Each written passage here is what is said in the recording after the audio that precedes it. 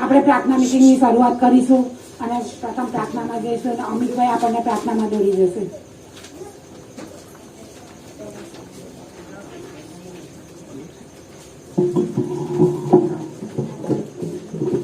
પ્રાર્થના કરીએ.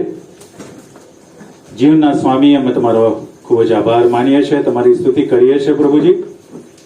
આ સંધ્યાકાળે ખુલ્લા આકાશ નીચે તમારા બાળકો તરીકે, તમારી પસંદ કરેલી પ્રજા તરીકે પ્રભુજી તમે અમને એકત્ર કર્યા છે.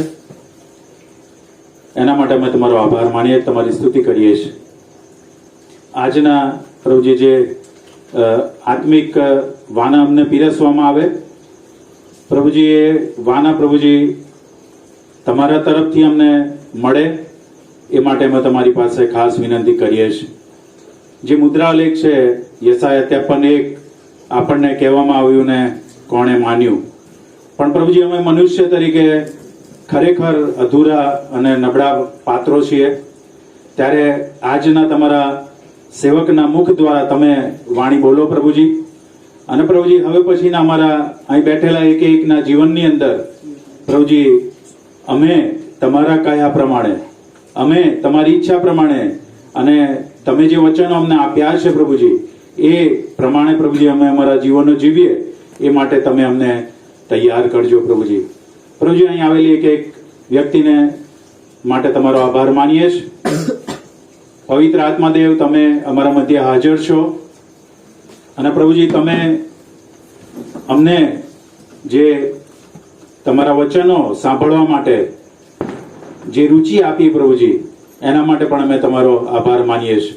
હવે પછીના દરેક સમયને પ્રભુજી તમારા હાથમાં સોંપતા આ જે કે માગ્યું છે પ્રભુ ઈસુ ખ્રિસ્તના નામમાં માગીએ છે, માટે સાંભળું ને કબૂલ કરો બાપ. આમેન. Thank you.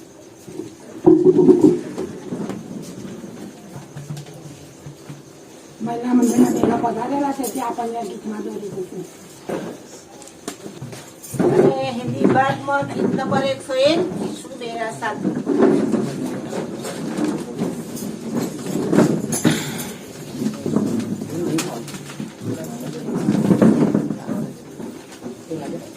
थोड़ा समय के बाकी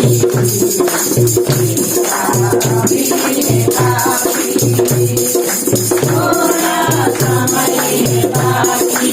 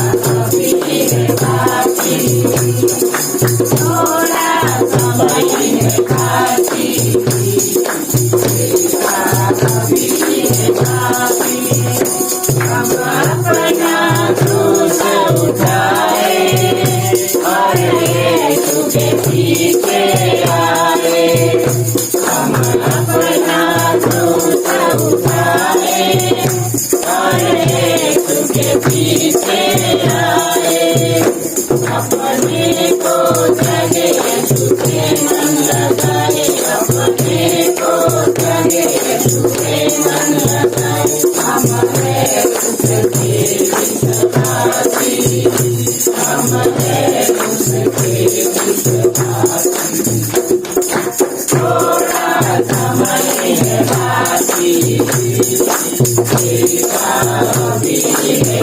આપણી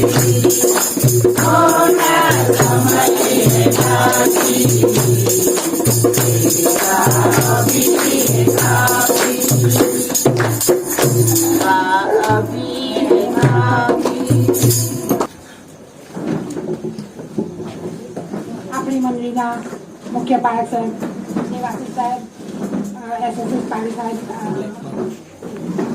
વિજય સાહેબ સેક્રેટરી સાહેબ મંડળીના મહિલા મંડળના સભ્યો અને આ ફળિયાના તમામ વિસ્તારના તમામ સભ્યોને હું આવકાર કરું છું પ્રભુ શ્રી કૃષ્ણના નામમાં. આપણે ઈશ્વર પિતાને ધન્યવાદ આપીએ છીએ આજના દિવસને માટે. પ્રભુએ બહુ સહાય કરી, મદદ કરી, કૃપા કરી અને પ્રભુના લોકો તરીકે, બાળકો તરીકે આત્મિક જાગૃતિની આ સંગતોમાં પ્રભુ આપણને એકઠા કરી રહ્યા છે. માટે આપણે પ્રભુના નામને ધન્યવાદ આપીએ છીએ. આપ સર્વને પ્રભુ ઈસુ ખ્રિસ્તના નામમાં પ્રેમી સલામ પાઠવીએ છીએ. તમારો ખાસ આવકાર કરીએ છીએ. અને ગત વર્ષોમાં, ગત દિવસોમાં તમે મેથોડિસ્ટ ચર્ચ નડિયાદને, આપણા પોતાના ચર્ચને, આપણી મંડળીને ખૂબ જ સહકાર આપ્યો છે. તમારા તરફથી સારામાં સારું દાન આપવામાં આવે છે. મંડળી માટે, મંડળીના કાર્યો માટે તમે પ્રાર્થના કરો છો, એના માટે અમે ખાસ તમારો આવકાર કરીએ છીએ, તમારો આભાર માનીએ છીએ. આ સાથે 125 વર્ષ જ્યારે થઈ રહ્યા છે ત્યારે આ વિસ્તારના કારભારીને અમે ખાસ અભિનંદન પાઠવીએ છીએ. રૂબીનાબેન મેકવાન, તેમણે પણ બહુ અદભુત એવી સેવાઓ કરી ગત દિવસોમાં અને એટલાને માટે આ સમયે એમનો અમે ખાસ આવકાર કરવા માંગીએ છીએ, અભિનંદન પાઠવવા માંગીએ છીએ અને તમારા બધા વતી એમનો બુકે આપીને સન્માન કરવા માંગીએ છીએ. વિનંતી કરીશ રેવરેન્ડ વિજય મેકવાન સાહેબને, તેઓ રૂબીનાબેનને બુકે આપીને તેમનું સન્માન કરશે અને આપણે બધા જોરથી તાલી માનીએ છીએ. કારણ કે કારભારીના માટે, કારભારીનું કુટુંબ બહુ મહત્વનું છે કે જે એમને સેવાઓ કરવા દેશે અને એટલાને માટે એમના કુટુંબનો પણ આપણે ખાસ આભાર માનીએ છીએ. આ સાથે 125 વર્ષની ઉજવણીના ભાગરૂપે મંડળીમાં એક ખાસ ઠરાવ કરવામાં આવ્યો કે ગત દિવસોમાં 125 વર્ષની આપણે ઉજવણી તો કરીએ છીએ, પણ 125 વર્ષ દરમિયાન ઘણા બધા લોકોએ મંડળીમાં જે એમનું યોગદાન આપ્યું છે બહુ અદભુત છે. અને ખાસ કરીને મંડળીના વડીલો કે જેમણે બહુ જ મહેનત કરી, ગત વર્ષોમાં મંડળીમાં અલગ અલગ રીતે તેમણે પ્રાર્થનાઓ કરી, મંડળીના કાર્યોને માટે સહકાર આપ્યો. આટલા બધા વર્ષો સુધી મંડળીને તેમણે આર્થિક રીતે ટેકો કર્યો. આ દરેક બાબતોને માટે મેથોડિસ્ટ ચર્ચ નડિયાદ આપનો આભાર માને છે. બાઇબલ વાંચનમાં જઈશું. લુકની સુવાર્તા 16મો અધ્યાય અને 30મી કલમ. તેણે કહ્યું કે ઇબ્રાહિમ બાપ એમ નહીં, પણ જો કોઈ મૂલ્યમાંથી ઉઠીને તેની પાસે જાય તો તેઓ પસ્તાવો કરે. આમેન. એમ વાયદના જુવાનો આપણને ગીતમાં દોરી જશે.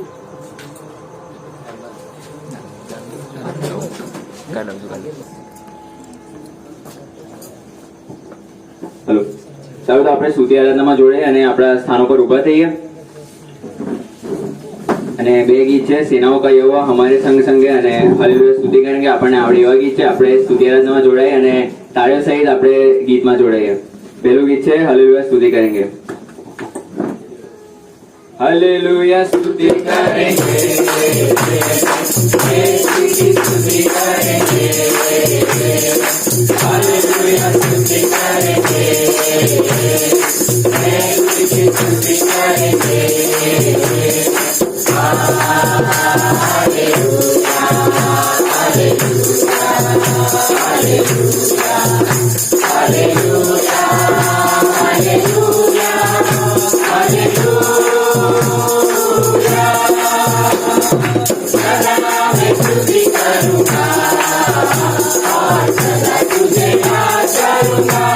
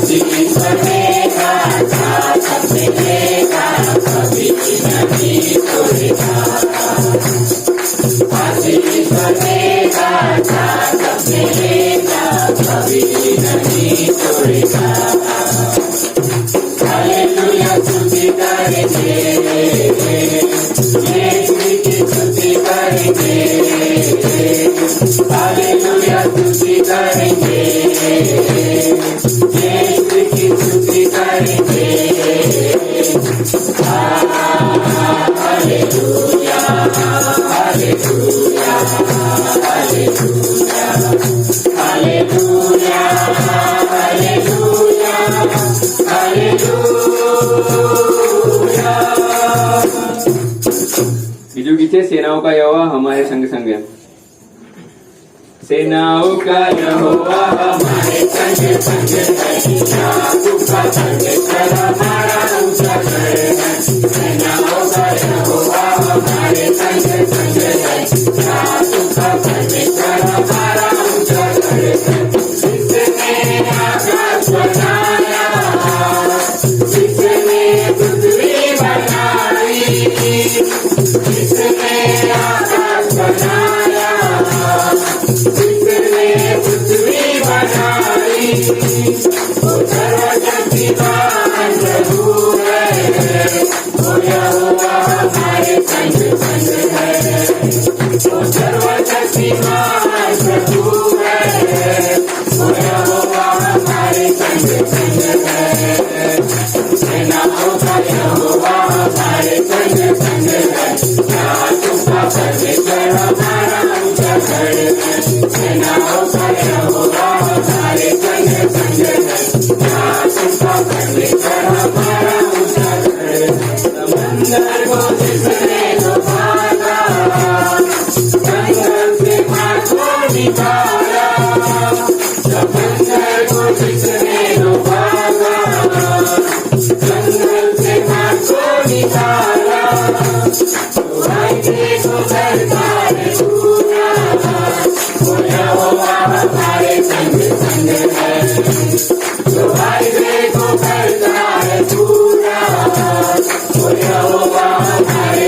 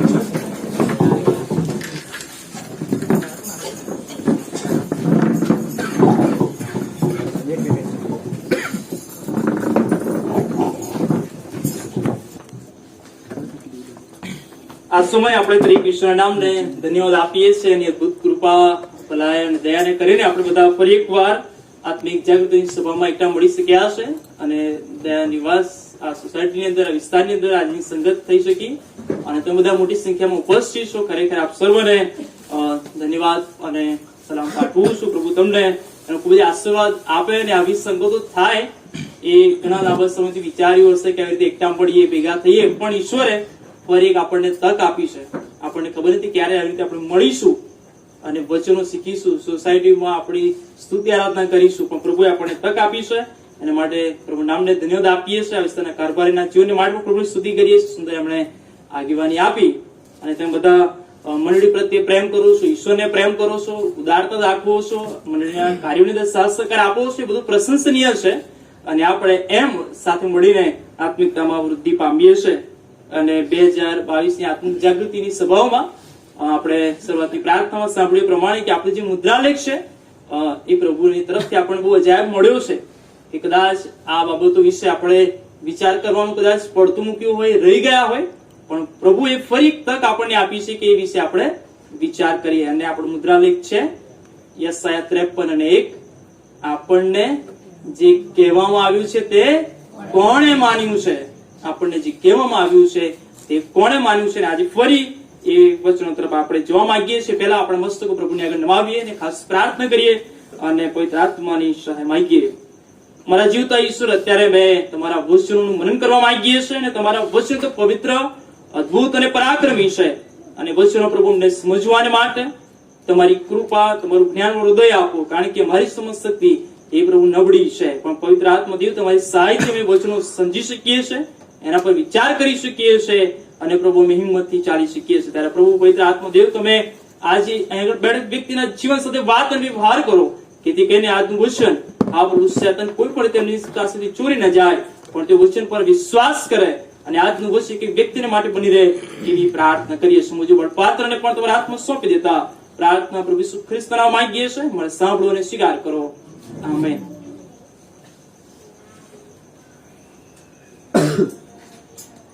પહેલા તો પ્રભુ નામને ખાસ ધન્યવાદ આપું છું અને આ મંડળીમાં જ્યારે મને મૂકવામાં આવ્યો પાળક તરીકે, એસોસિએટ પાળક તરીકે, ત્યારે મને ઘણા બધા લોકોએ સારી સાક્ષી આપી કે આ મંડળી એ બાળકોને બહુ પ્રેમ કરનારી, બાળકોને માન આપનારી, સારા દાનો પણ બાળકોને આપનારી, સારી ભેટ પણ આપનારી અને સાથે પ્રાર્થનાવાદી મંડળી છે. બહુ સરસ મંડળી છે અને તમને કામ કરવાની બહુ મજા આવશે. અને મને પણ એ વાતનો આનંદ હતો કે હું જ્યાં સેવા કરવા જાઉં છું એ લોકો એટલા ઉત્સાહી છે અને બાળકો પ્રત્યે પ્રેમ પણ રાખે છે. બહુ સારી સાક્ષી મેં સાંભળી અને મને પણ બહુ આનંદ થયો. પણ મેં અત્યાર સુધી સેવા કાર્ડની અંદર મેં ઘણા બધા એવા બાબતો જોઈ છે જેમાં ઘણા બધા લોકો મદદ કરતા હોય બાળકોને. મુશ્કેલ સમય હોય, તકલીફ હોય, ચિંતાના સમયો હોય, તો કૌટુંબિક બાબતો હોય, તો કોઈ પણ પ્રકારની બાબતો હોય, મંડળીના લોકો એ બાળક સાહેબને મદદ કરવા માટે આતુર થઈ જતા હોય છે. અને ઘણી બધી જગ્યાએ એવા ઘણા પ્રસંગો પણ મારા જીવનમાં આવ્યા અને હમણાં થોડા સમય પહેલા અમારા ઘરમાં બીમારી હતી, તે સમય પણ મેં અનુભવ્યું કે લોકો એ રીતે બાળક સાહેબને એવું પ્રેમ કરે છે, સેવકો તરીકે માન આપે છે અને એવી રીતે એમની સંભાળ પણ રાખે છે. અને ઘણા બધા એવા લોકોને પણ જોયા કે જે લોકો એ વ્યસન કરતા હોય, એમના જીવનો સારા ના હોય, એમના જીવનની અંદર એવી ખરાબ બાબતો હોય, અથવા એ સારું જીવન ના જીવતા હોય, અથવા ઈશ્વરની આજ્ઞાઓ પ્રમાણે જીવન ના જીવતા હોય, પણ શું કરે ખબર છે? સાહેબ તમને કોઈ તકલીફ પડે ને તો ફટ દઈને મને ફોન, કશું તકલીફ હોય સાહેબ તમે ટેન્શન લેશો, હું બેઠો છું. નહીં સાહેબ, અડધી રાતે ફોન કરજો, હું આજે સાહેબ તમને તકલીફ પડવી જોઈએ, સાહેબ તમારા બોલ તો કે નીચે પડવા ના દઈએ કે હું ઉચકી લઈએ, ફટ દઈને કે છે તમને કે છે કશું થવું જોઈએ, તમને તકલીફ પડવી જોઈએ. અને અમને એટલો આનંદ થયો, કેટલી સરસ મંડળી અમને મળી છે, અમારું બધું સાંભળે છે ને અમારું બધું માને છે ને અમને માન પણ આપે છે. પણ અહીંયા આજે જે વચનો આપણે જોયા અને એના પર આજે વિશેષ મનન કરવા માંગીએ છીએ. 3 અલગ અલગ મેં શાસ્ત્ર પાઠો લીધા છે અને જે મુદ્રાલેખ છે એ સમજાવવાના આધારે કે આપણને જે કહેવામાં આવ્યું છે તે કોણે માન્યું છે.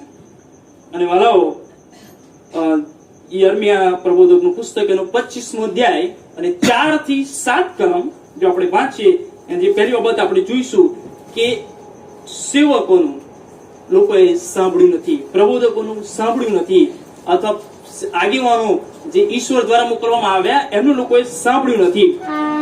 યર્મિયા 25:4 થી 7 કલમમાં એવું લખવામાં આવ્યું છે કે વળી યહોવાએ પ્રાતઃ કાળે ઉઠીને પોતાના સર્વ સેવકોને એટલે પ્રબોધકોને તમારી પાસે મોકલ્યા. ઈશ્વર એ સીધે સીધા આવીને માણસોની સાથે વાત કરતા નહોતા, કારણ કે એક ગેપ હતી, એક તિરાડ હતી જે પાપના કારણે આવેલી, કે ઈશ્વર એ સીધો સંપર્ક એ માણસો સાથે કરતા નહોતા, પણ જે પ્રબોધકો, આગેવાનો, અભિષિક્ત વ્યક્તિઓ દ્વારા ઈશ્વર એના લોકો સાથે વાત કરતા. અને એટલે આગળ લખ્યું છે કે મેં તમારી પાસે સેવકોને મોકલ્યા, પ્રબોધકોને મોકલ્યા.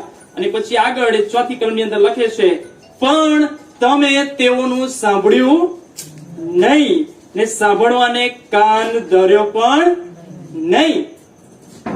આ પ્રભુનું વચન કહે છે કે મેં તમારી પાસે મોકલ્યા, સેવકોને મોકલ્યા, આગેવાનોને મોકલ્યા, અભિષિક્તોને મોકલ્યા, સારામાં સારા સેવકોને મોકલ્યા, સારામાં સારા વચનો આપનાર મોકલ્યા, સારી રીતે તમને સમજાવી શકે એવા કાઉન્સેલર મોકલ્યા, અથવા એટલા ઉચ્ચ કોટીના અભ્યાસ કરેલા અથવા શ્રેષ્ઠ તમે જે અપેક્ષા રાખો છો એવાઓને મોકલ્યા, પણ તમે સાંભળવાને કાન ધર્યો નહીં.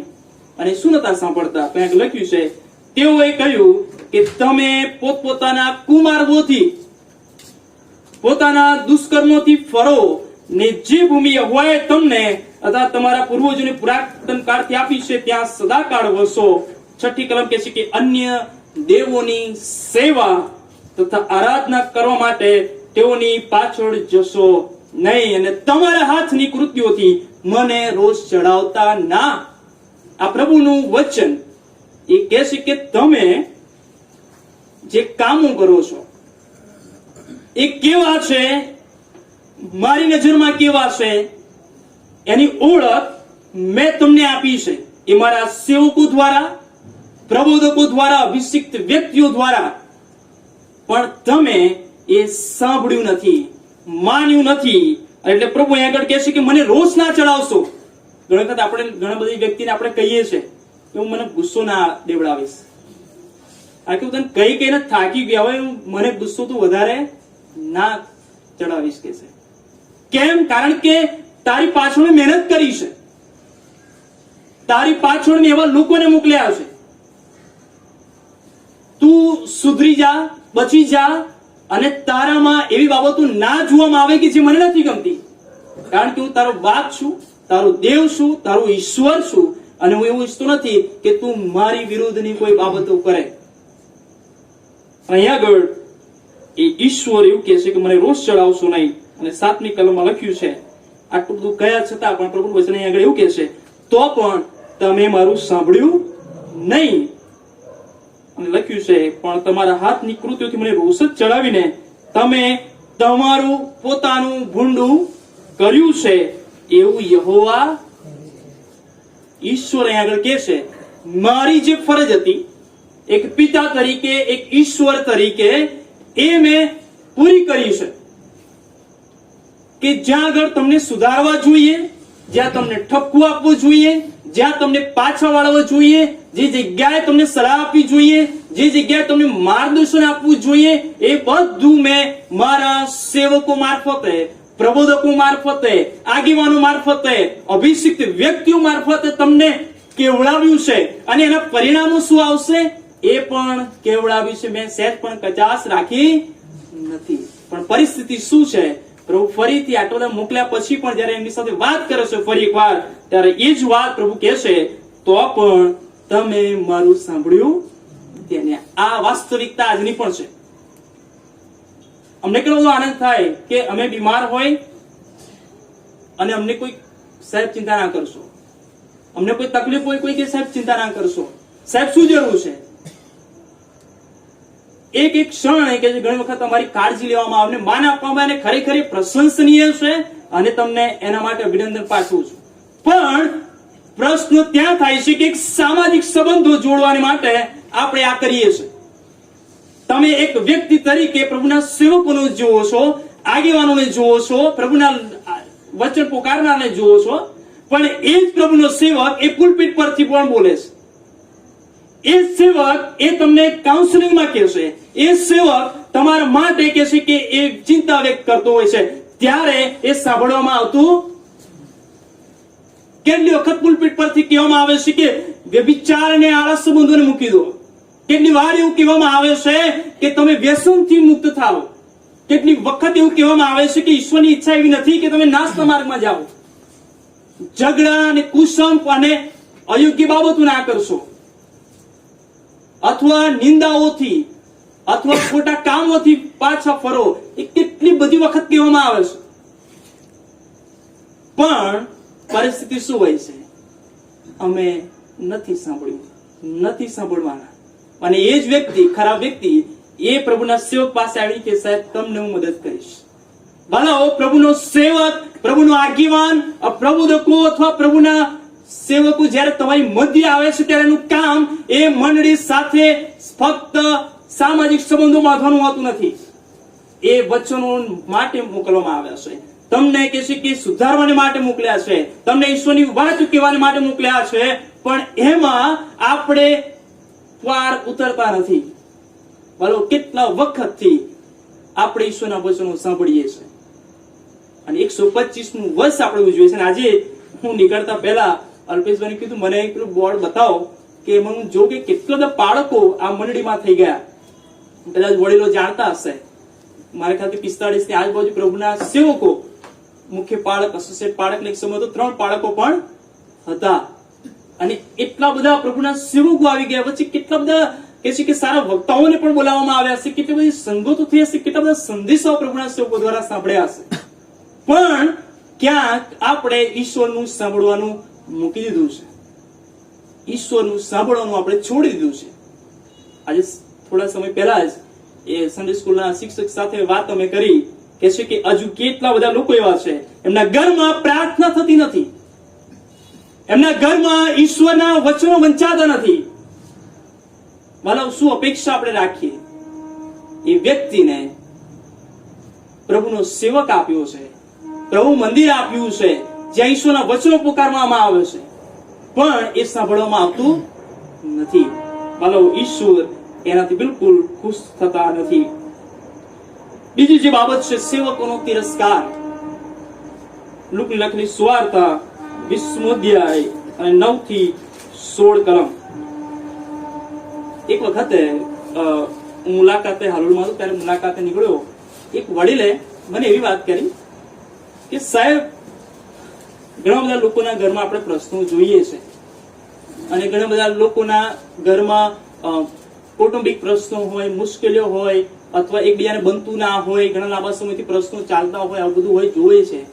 પણ કે સાહેબ એમાં વાત શું છે કે એમની ઘરની અંદર જયારે લગ્નની વાત આવે છે ને ત્યારે લોકો એ બીજી બધી બાબતો પર વધારે પ્રાધાન્ય આપે છે.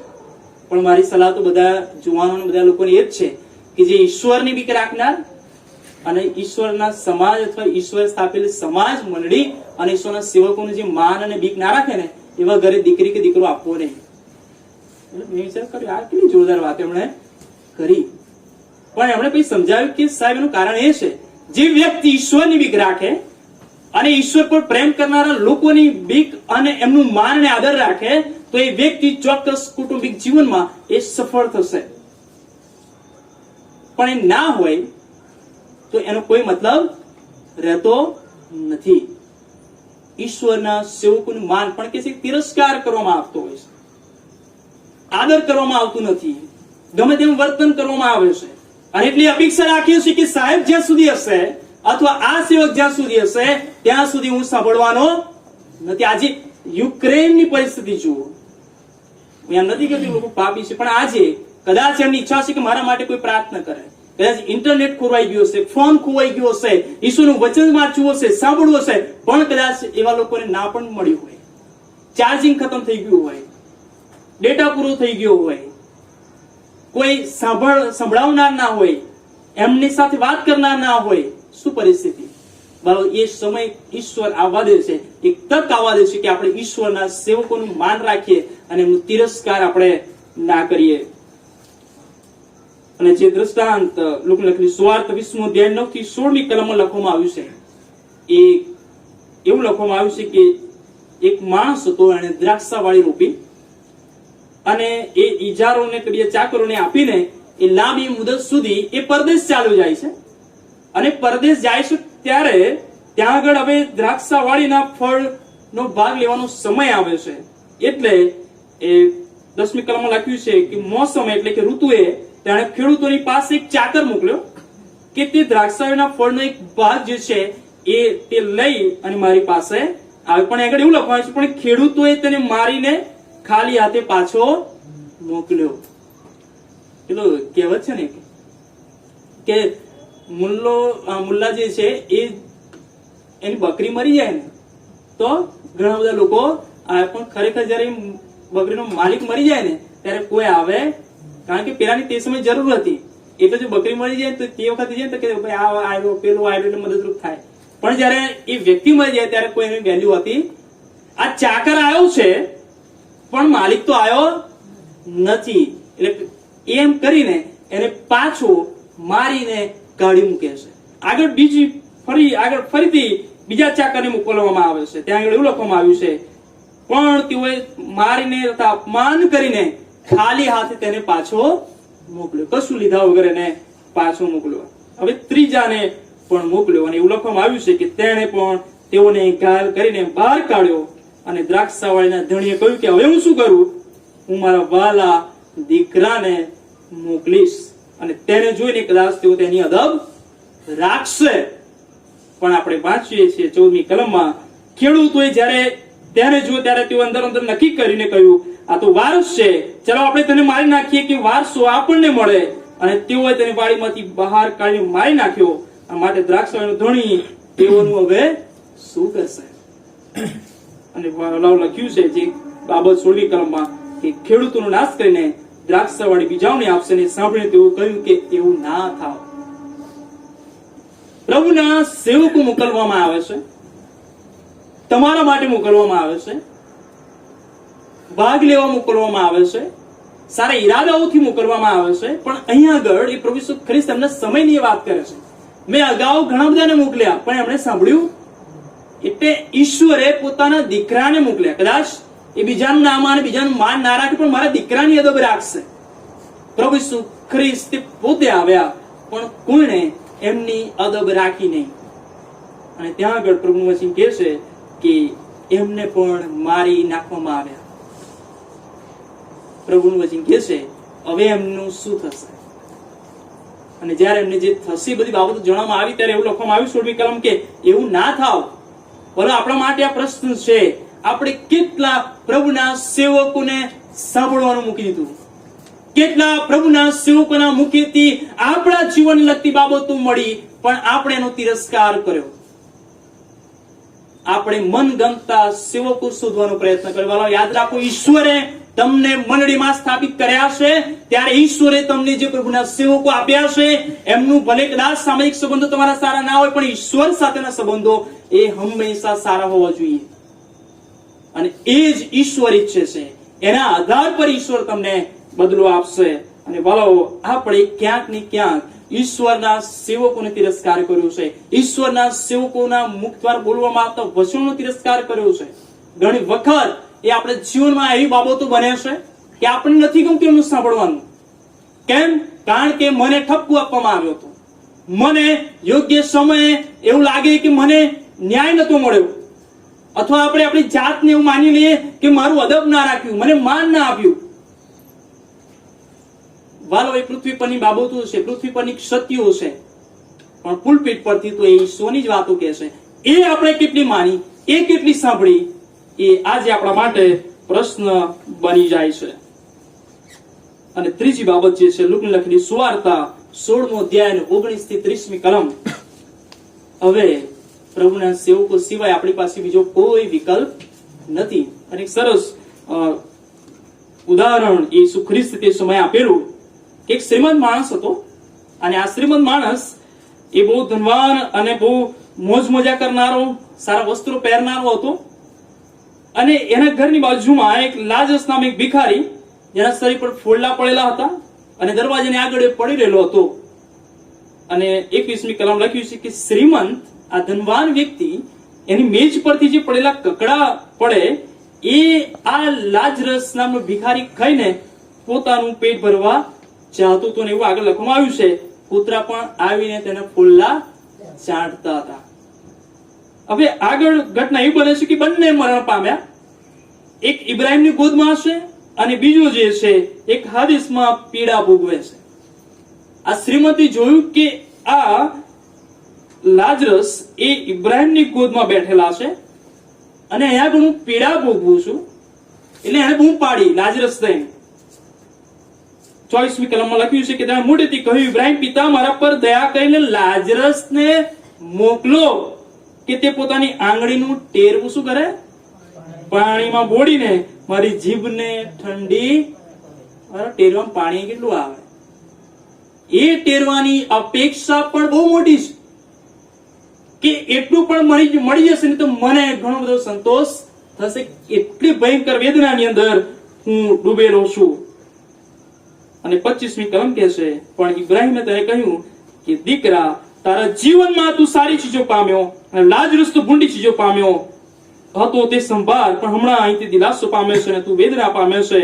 એ સર્વોપરાંત તમારી વચ્ચે એક મોટી ખાઈ છે અને ખાઈ એની પાસે તારી પાસે આવવામાં ચાહે તો પણ તે આવી નહીં શકે અને ત્યાંથી કોઈ અમારી પાસે આ પાર પણ આવી શકશે નહીં. હવે ત્યાં આગળ એક કોઈ વિકલ્પ નથી કે લાજરસે શ્રીમંતની પાસે જાય કે શ્રીમંત એ લાજરસની પાસે આવે. એ બેની વચ્ચે એક મોટી ખાઈ છે. હવે પ્રશ્ન એ થાય, ના શ્રીમંત બચી શકે છે, ના લાજરસ એને બચાવી શકે છે. પણ આ જે શ્રીમંત વ્યક્તિ છે એ ફરી એક વિનંતી કરે છે, અરજ કરે છે. 27મી કલમ કે તેણે કહ્યું કે પિતા, હું વિનંતી કરું છું કે તેને મારા પિતાને ઘેર મોકલો. ભલે મારી જોડે તો ના આવી શકે, કોઈ વાંધો નહીં, રહેવા દો, ના આવવા દેશું, હું આ પીડા ભોગવી લઈશ. પણ હું જે ભોગવું છું એ મારી ઈચ્છા નથી કે હવે મારા ઘરના પણ ભોગવે. એટલે કામ કરો, આ લાજરસને મારા ઘરે મોકલો. અને પછી પોતાની વેદના ત્યાં વ્યક્ત કરે છે. મારા તો કે 5 ભાઈઓ છે અને એમને જઈને એ સાક્ષી આપે રાખીને તેઓ પણ આ પીડાને સ્થળે આવી પડે નહીં. વાલાઓ, એ પીડાનો અનુભવ એને કર્યો, એ તકલીફનો અનુભવ કર્યો ત્યારે એને થયું કે આ લાજરસ જો જઈને બધી વાતો કહેશે તો આ સાંભળશે, આ સાક્ષી કહેશે તો એ સાંભળશે, મારા 5 ભાઈઓ જે છે એ બચી જશે. પણ પ્રભુનું વચન લખે છે 29મી કલમમાં, ઇબ્રાહીમ કહેશે તેઓની પાસે મૂસા છે, તેઓની પાસે પ્રબોધકો છે, તેઓનું તેઓ સાંભળે. અહીં ઉપરથી હવે હું કોઈને મોકલવાનો નથી, ત્યાં મૂસા પણ છે અને પ્રબોધકો છે, એમનું તેઓ સાંભળે. અને પ્રભુ જોરદાર સ્ટેટમેન્ટ 30 અને 31મી કલમમાં આપે છે. તેણે કહ્યું કે ઇબ્રાહીમ પિતા, એમ નહીં, પણ જો કોઈ મૂસા કોઈ મોયલામાંથી ઉઠીને તેઓની પાસે જાય તો તેઓ પસ્તાવો કરે. આજે બધા સુપર નેચરલ થિંગ્સ અથવા કે જે કુદરતી ના હોય એવી બાબતો પર વિશ્વાસ કરવા માંગતા હોય છે. પ્રભુનું વચન કહે છે કે એવું કશું તમને મળવાનું નથી. અને તમે એવી અપેક્ષા રાખતા તો મને કશું કે સ્વપ્નમાં એવું કશું દેખાઈ જાય, મને કઈ પ્રભુ શું દેખાઈ જાય, અથવા મારે દૂતો આવીને મને કશું કહી જાય અને હું પસ્તાવો કરું, વિશ્વાસ કરું. પ્રભુ કહે છે કે એવું કશું થવાનું નથી. અને આગળ લખ્યું છે કે જો કોઈ મોયલામાંથી પણ ઉઠીને તેઓની પાસે જાય તો પણ તેઓ પસ્તાવો નહીં કરે. અને 31મી કલમમાં લખ્યું છે, તેમણે કહ્યું, જો મૂસા તથા પ્રબોધકો નું તેઓ નહીં સાંભળે તો જો મોયલામાંથી પણ કોઈ ઉઠે તો પણ તેઓ માનવાના નથી. બહુ ભારે વાત એ અહીંયા આગળ કહેવામાં આવી છે. જો તેઓ કહે છે કે એ પ્રબોધકો, એ સેવકો, એ આગેવાનો અને વચનના પાત્રો જે મૂકવામાં આવ્યા છે તેઓનું જો સાંભળવાની અપેક્ષા નહીં રાખતા હોય ને તો કે છે કે આકાશમાં મોકલવામાં આવે કે પછી મોયલામાં જ પણ ઉઠાડવામાં આવે તો પણ તેઓ સાંભળવાના નથી. આ જે મુદ્રાલેખ આપણે વાંચીએ અથવા જાણીએ છે અથવા જેના પર આપણે મનન કરી રહ્યા છે આ દિવસોમાં, કે આપણને જે કહેવામાં આવ્યું છે તે કોણે માન્યું છે. વાલાઓ, પ્રભુના સેવકો આપણને કેટલી બધી બાબતો કીધી છે, કેટલા બધા રોજિંદા જીવનમાં આપણે એના પર વિચાર કર્યો છે, પણ એ થોડા ક્ષણ માટે હોય છે, પછી એ રહી જાય છે, મૂકી દઈએ છે, નેવે છોડી દઈએ છે. એક પ્રથા પ્રમાણે આપણે જીવન જીવતા થઈ જઈએ છીએ, અને એવા ને એવા એ ફરી વખત આપણે આવીએ છીએ. ના કોઈ સુધાર, ના કોઈ બદલાવ, ના કોઈ જીવનમાં કહેશે કે ઈશ્વરની વાતો આપણે જોઈએ છે. પણ પ્રભુનું વચન અહીં આગળ કહેશે કે આપણે ઈશ્વરનું માનવાનું છે, ઈશ્વરનું સાંભળવાનું છે, અને એટલા માટે જ ઈશ્વર આપણને પ્રેમ કરીને એના સેવકો આપ્યા છે. કેટલા બધા સેવકો થઈ ગયા, કેટલા બધા આગેવાનો થઈ ગયા, કેટલી બધી વખત આપણે કે ઈશ્વરના મુખો દ્વારા આપણા જીવન વિશેની વાતો આપણે સાંભળી. ઈશ્વરે જુદી જુદી રીતે આપણી સાથે વાત કરી છે, નવા નવા વિષયો સાથે આપણને આપણી પાસે આવ્યા છે. આપણા જીવનની બનતી એક એક વાત વિશે ઈશ્વરના સેવકો દ્વારા વચન કહેવામાં આવ્યું છે. અહીંયા આગળ બેઠેલી એક એક વ્યક્તિ પણ એવું ના કહી શકે કે મારા જીવનના આ પ્રશ્ન વિશે ક્યારેય વચન પુકારવામાં આવ્યું નથી. તમે તમારા જીવન વિશે વિચાર કરો, એક પ્રશ્ન તમારી પાસે એવો નહીં હોય જેના વિશે ઈશ્વરના સેવકે એના પર વાત નહીં કરી હોય. પણ પ્રશ્ન એ છે કે એ જે વાત કહેવામાં આવી છે એ કેટલાએ માની છે, કેટલાએ અનુસર્યા છે, કેટલાએ સાંભળ્યું છે, કેટલાએ પાડ્યું છે. વાલાઓ, ઈશ્વરે તક આપી છે, ફરી એ તક નહીં મળે, ફરીથી એ સમય નહીં મળે. અને કદાચ ઈશ્વર આજે આપણી સાથે એ જ વાત કરવા માંગતા હોય. એ વખતે એ શ્રીમંત માણસ, એને અનુભવ થયો કે મારા પાસેથી એ તક જતી રહી, મારે તે સમયના પ્રબોધકોને, સેવકોને સાંભળવું જોઈતું હતું, નથી સાંભળ્યું મેં, અને એટલે આજે હું આ વેદના, આ દુઃખ હું ભોગવું છું. પણ મારા 5 ભાઈઓનું શું? એ સાંભળી લે, એ માની લે, પણ એ સાક્ષી આપવા માટે પણ એ જઈ શકતો નથી. પ્રભુ કહે છે કે મેં તો ઓલરેડી ત્યાં આગળ સેવકો મૂકેલા છે, ઓલરેડી ત્યાં આગળ એ મારા લોકો છે, આગેવાનો છે, તેઓનું તેણે સાંભળવું. એ ચિંતા આજે આપણે આપણા પોતાના માટે કરવાની છે, પોતાના કુટુંબ માટે કરવાની છે, પોતાના બાળકો માટે કરવાની છે, પોતાની સોસાયટી માટે કરવાની છે, પોતાની મંડળી માટે કરવાની છે. કદાચ જો તમે બચી ગયા છો, કદાચ તમે ઈશ્વરને જીવન સોંપ્યું છે, પણ તમારા કુટુંબના રહી ગયા છે, જો કદાચ તમારી સોસાયટીના રહી ગયા છે, તમારી આસપાસના રહી ગયા છે, તમારા પડોશી રહી ગયા છે, તમારા સગાઓમાં કોઈ રહી ગયું છે, અથવા તમે જાતે રહી ગયા છો, ઈશ્વર આ તક આપે છે કે તમે હજુ પણ તમારા કુટુંબને બચાવી શકો છો, તમારા પડોશીને બચાવી શકો છો, તમારા પોતાના અંગત જીવનને બચાવી શકો છો, તમારી આસપાસના લોકોને બચાવી શકો છો. ઈશ્વર એના સેવકો દ્વારા તમને બચાવવા માંગે છે, તમારા કુટુંબને બચાવવા માંગે છે. પણ પ્રશ્ન એ છે કે શું આપણે એનું સાંભળવા, એનું માનવા તૈયાર છે? અને જો આજે આપણે તૈયાર છે, આપણા વાલાઓને બચાવવા માંગીએ છીએ, ઈશ્વરને કહીએ કદાચ મેં અત્યાર સુધી મેં એ વિશે વિચાર નથી કર્યો, તારા સેવકો મને મળ્યા, એમના દ્વારા બોલવામાં આવેલા વચનો પ્રત્યે મેં કાન ધર્યું નથી, સાંભળ્યું નથી, માન્યું નથી, પણ આજે પ્રભુ આપણને એક તક આપે છે. વાલાઓ, પ્રભુના સેવકો સિવાય આપણી પાસે બીજો કોઈ વિકલ્પ નથી. કદાચ ઘેર બેઠા બેઠા આપણે વચન સાંભળી લઈએ, પણ પ્રભુનો સેવક જ બાપ્તિસ્મો તમને આપશે. કદાચ આપણે ઘરે ઘરે વિચારી લીધું, પણ આપણને સમજાવનાર અને વચનોની સાચી સમજણ આપવા માટે ઈશ્વરના સેવકોની જરૂર પડશે. એ ફિલિપ જ્યારે કહેશે કે એ પ્રભુના શિષ્ય, એને આત્મામાં કહેવામાં આવ્યું કે એક વ્યક્તિ કહે છે કે એ મુસાફરી કર્યો છે, યશાયા પ્રભુનું પુસ્તક વાંચે છે, એ હફસી કોઈ પણ ખબર નથી પડતી શું છે. ત્યારે ઈશ્વરના આત્મામાં એની પાસે જાય છે, કે હું વાંચું છું પણ મને ખબર પડતી નથી. જયારે સમજાવવામાં આવ્યું ત્યારે કીધું કે હવે મારે બાપ્તિસ્મા લેવું છે. એને એક સેવકની જરૂર પડી સમજવાને માટે, અને આત્મામાં એને ત્યાં લઈ જવામાં આવ્યો. શું ઈશ્વર સીધે સીધા એની સાથે વાત ના કરી શક્યા હોત?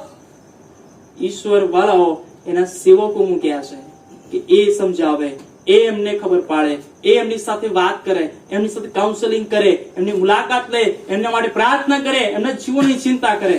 વાલાઓ, શું એ તક, એ બાબતો તમને મળી નથી? શું તમે પામ્યા વગર રહી ગયા છો? વાલાઓ, આપણામાં કોઈ એવું નથી કે જેને ઈશ્વરના સેવક દ્વારા વાત કરવામાં નથી આવી, ચિંતા કરવામાં નથી આવી, પ્રાર્થના કરવામાં નથી આવી, એમના વિશે કંઈક કહેવામાં નથી આવી. ભલો આ તક ઈશ્વરે આપણને આપી છે, પ્રભુના સેવકો આપ્યા છે.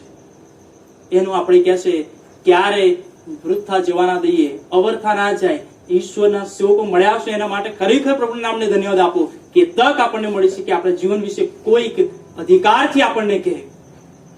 અને વાલો ઈશ્વર દ્વારા એ નિમવામાં આવે છે. એટલા માટે નહીં કે અમને બેવને બહુ માન આપો અને હવે અમારે બહુ સાંભળો, ઈશ્વરનું સાંભળો એટલા માટે, ઈશ્વરનું માનો એટલા માટે, ઈશ્વરના રાજ્યના ભાગીદાર બનો એટલા માટે. અને ઈશ્વર કહે છે પ્રમાણે હું મારી મંડળીને લેવા આવનાર છું.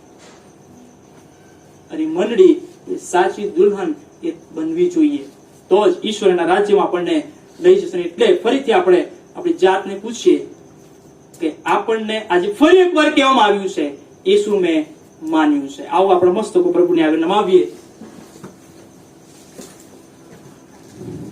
અમારા જીવતા ઈશ્વર, અમે તમારો આભાર માનીએ છીએ ફરી એક તક અમને આપી કે અમે વચનો પર વિચાર કરીએ. તમારા સેવકો માટે આભાર માનીએ છીએ. કેટલા બધા સેવકો દ્વારા અમે વચનો સાંભળ્યા, કેટલા બધા સેવકોએ અમારા માટે પ્રાર્થના કરી, કેટલા બધા સેવકો દ્વારા અમે પુલપીટ પરથી તમારી વાતો શીખ્યા,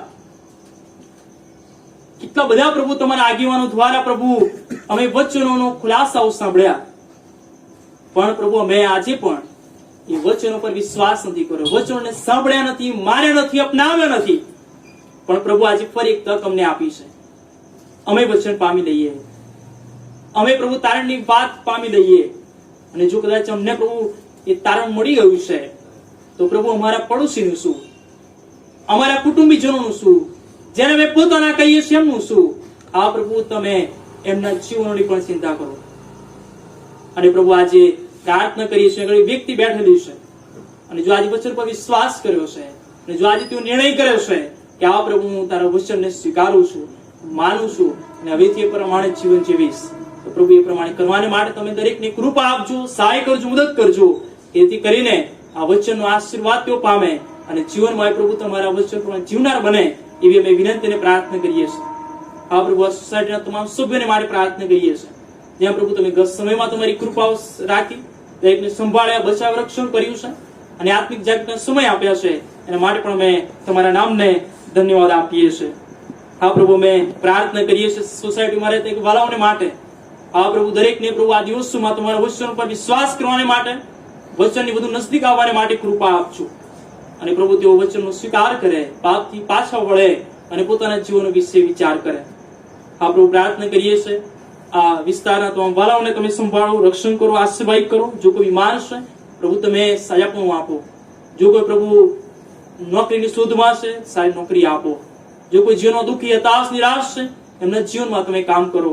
હા પ્રભુ જો કોઈ પ્રભુ વચનથી દૂર છે, તમારી સંગતથી દૂર છે, તેમને તમારી પાસે લાવજો.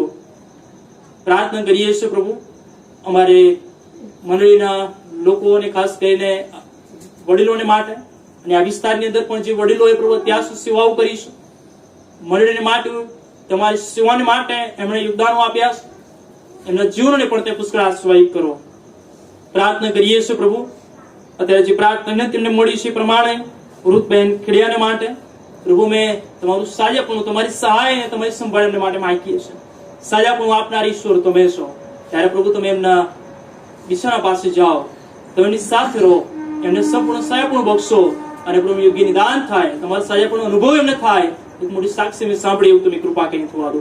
આ પ્રભુ બેઠક વ્યક્તિને તમારા હાથમાં સોંપીએ છીએ, તમારી દયા ભલાઈ કૃપાથી ભરો. આ વિસ્તારના કારભાઈના જીવનને માટે તમારી સ્તુતિ કરી, એમની સેવાને માટે તમારા નામને અમે ધન્યવાદ આપીએ છીએ. આ જ રીતે પ્રભુ સંગતમાં, વચનમાં, વિશ્વાસ કરવામાં અને પ્રભુ તમારા સેવકો દ્વારા અમને જે વાતો કહેવામાં આવે એ પાડવામાં અમને દ્રઢ અને મજબૂત કરો. અમે બધા તમારા હાથમાં સોંપાઈ દેતા પ્રાર્થના પ્રભુ ઈસુ ખ્રિસ્તના નામમાં માંગીએ છીએ. મને સાંભળો અને સ્વીકાર કરો. આમેન. આપણે બધા આપણા સ્થાન પર ઉભા થઈએ. આકાશનો બાપ બોલવામાં આવશે અને ત્યારબાદ રેવરેન્ડ આશીષ રાઠોડ સાહેબ આપણને આશીર્વચન ઉચ્ચારશે. આકાશમાં મારા બાપ, તમારું નામ પવિત્ર બનાવો, તમારું રાજ્ય જેમ આકાશમાં તેમ પૃથ્વી ઉપર તમારી ઈચ્છા પૂરી થાવ. દિવસની મારી રોટલી આજ અમને આપો, જેમ અમે અમારા ઋણને માફ કર્યા છે એમ તમે અમને માફ કરો, અમને પરીક્ષામાં લાવો, અન્યાયમાં છોડો, કેમ કે રાજ્ય, પરાક્રમ અને મહિમા સદાકાળ સુધી તમારા છે. આમેન. હવે આપણા તારનાર પ્રભુ ઈસુ ખ્રિસ્તની કૃપા, દેવ બાપનો પ્રેમ, પ્રભુ પવિત્ર આત્માની સંગત આપણ સર્વની સાથે અને ખાસ કરીને આ વિસ્તારના લોકોની સાથે હમણાંથી સદા સર્વકાળ સુધી હોજો. આમેન. આમેન.